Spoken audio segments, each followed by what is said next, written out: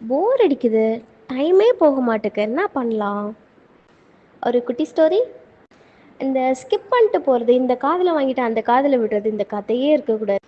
ஒரு ஊரில் sorry sorry sorry ஒரு ஃப்ளோவில் வந்துடுச்சு. முற்றும் துறந்தவர் முற்றும் துறந்தவர் ஒரு புத்தர் அப்படின்னு சொல்லிட்டு நம்ம அடிக்கடி கேள்விப்பட்டிருப்போம், ரைட்டா? அவரை தேடி நிறைய பீப்புள்ஸ் வந்துட்டு வருவாங்களாம்.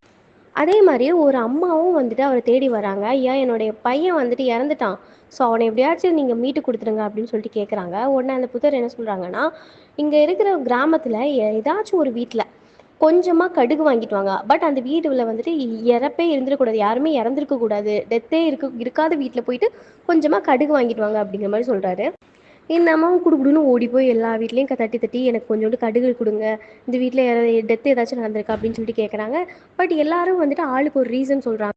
எங்கள் தாத்தா இறந்துட்டாங்க, எங்கள் முப்பாட்டை இறந்துட்டாங்க, என் குழந்தை இறந்துட்டாங்க, எங்கள் ஹஸ்பண்ட் இறந்துட்டாங்க, ஸோ அதனால் கடுகு தர முடியாது அப்படின்றாங்க.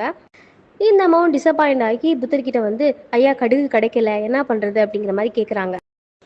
உடனே அந்த புத்தர் சொன்னாராம், இதுதான் உன் பையன் இறந்ததுக்கான தீர்வு.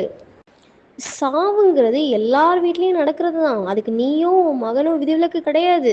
இனி நடக்க வேண்டிய காரியத்தை போய் பாரு அப்படிங்கிற மாதிரி அனுப்பிவிட்டா. இப்போ நான் சொல்கிறேங்க, பிறப்புன்னு ஒன்று இருந்தால் இறப்புன்னு ஒன்று கண்டிப்பாக இருக்க தான் செய்யும். நிம்மதின்னு ஒன்று இருந்தால் பிரச்சனைன்னு ஒன்று கண்டிப்பாக இருக்கும். பிரச்சனைன்னு இருந்தால் அதுக்கான சொல்யூஷனும் கண்டிப்பாக இருக்குங்க. பிறப்போ இறப்போ, லாபமோ நஷ்டமோ, நிம்மதியோ பிரச்சனையோ, சந்தோஷமோ துக்கமோ பார்த்துக்கலாம். எது வந்தாலும் பார்த்துக்கலாம்.